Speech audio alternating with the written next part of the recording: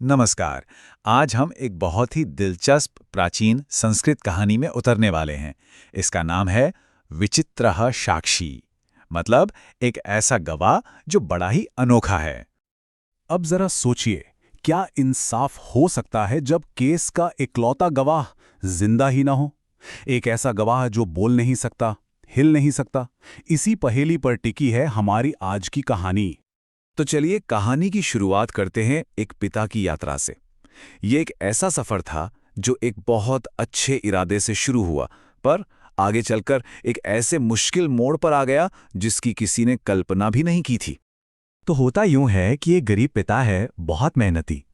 किसी तरह पैसे जोड़कर अपने बेटे को कॉलेज भेजता है। अब बेटा हॉस्टल में रहता है और एक दिन खबर आती है कि वो बीमार पड़ गया है। पिता के पास बस के टिकट के भी पैसे नहीं थे, तो वो पैदल ही निकल पड़ता है अपने बेटे से मिलने। चलते चलते रात हो जाती है और वो अपनी मंजिल से अभी भी बहुत दूर एक बिल्कुल सुनसान जगह पर फंस जाता है। अब जाहिर है, रात के अंधेरे में ऐसी सुनसान जगह पर आगे बढ़ना खतरे से खाली नहीं था। तो उसने सोचा कि पास के गांव में ही किसी से रात गुजारने के लिए मदद मांग ली जाए। और किस्मत से एक भले आदमी ने उसे अपने घर में पनाह दे भी दी। लेकिन कहानी में असली ट्विस्ट तो अब आना था। उसी रात कुछ ऐसा हुआ जिसने पूरी कहानी का रुख ही बदल दिया। हुआ ये कि जिस घर में वो पिता ठहरा था, ठीक उसी रात एक चोर वहां घुस आता है। उसकी नजर पड़ती है घर में रखे एक संदूक पर और वो उसे लेकर भागने लगता है। चोर के कदमों की आहट से उस पिता की नींद खुल जाती है और वो हिम्मत देखिए, वो चोर का पीछा करता है और उसे पकड़ भी लेता है। लेकिन यहीं पर कहानी में आता है एक जबरदस्त मोड़।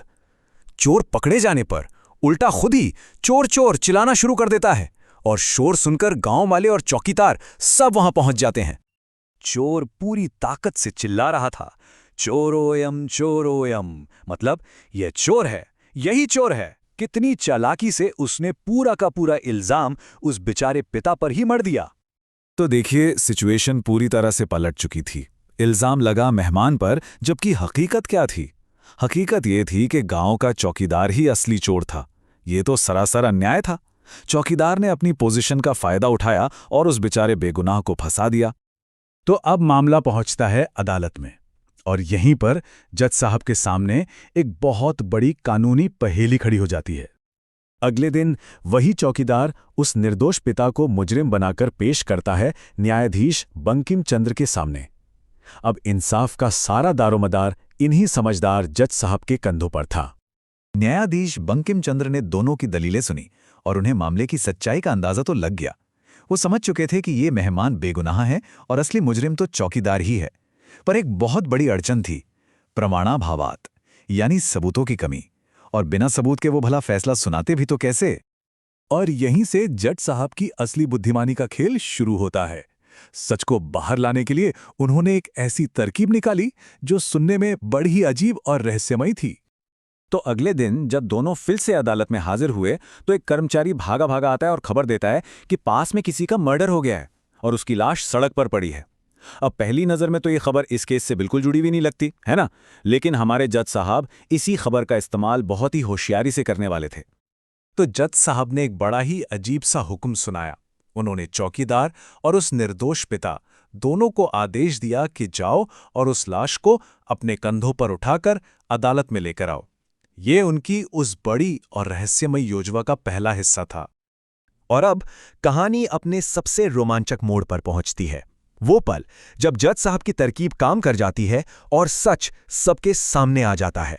अच्छा, यहाँ एक बात पर गौर करना बहुत जरूरी है, वो ये कि चौकीदार एकदम सुपुष्ट देह था, मतलब हटाकट्टा तगड़ा, और दूसरी तरफ वो बेचारा पिता अतीव कृशकाय, यानी एकदम दुबला पतला कमजोर सा।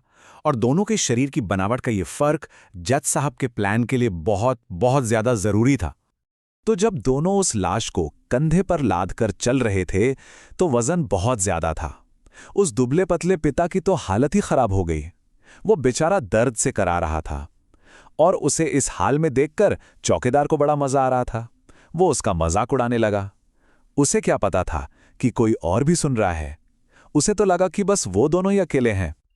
और फिर अपनी जीत के घमंड में चौकीदार ने अपना मुंह खोल ही दिया। वो बोला, क्यों रे दुष्ट, याद है उस दिन तूने मुझे वो संदूक चुराने से रोका था, अब भुगत इसका नतीजा। इसी चोरी के इल्जाम में अब तुझे 3 साल की जेल होगी। और ये कहकर वो जोर जोर से हंसने लगा। उसे जरा भी अंदाजा नहीं था कि ये बातें, ये कबूलनामा उसकी अपनी ही बर्बादी की कहानी लिख रहा है। खैर, जैसे तैसे वो लाश को लेकर अदालत में पहुंचे और फिर वहां जो हुआ उसकी तो किसी ने दूर दूर तक कल्पना नहीं की थी। अचानक वो लाश उठकर बैठ गई। उसने जज साहब को सलाम किया और रास्ते में चौकीदार ने जो जो कहा था वो एक एक शब्द अदालत में दोहरा दिया। अरे वो कोई लाश थी ही नहीं, वो तो अदालत का ही एक कर्मचारी था जिसे जज साहब ने लाश बनने का नाटक करने को कहा था। और यही था हमारी कहानी का वो विचित्र साक्षी। बस अब जज साहब के पास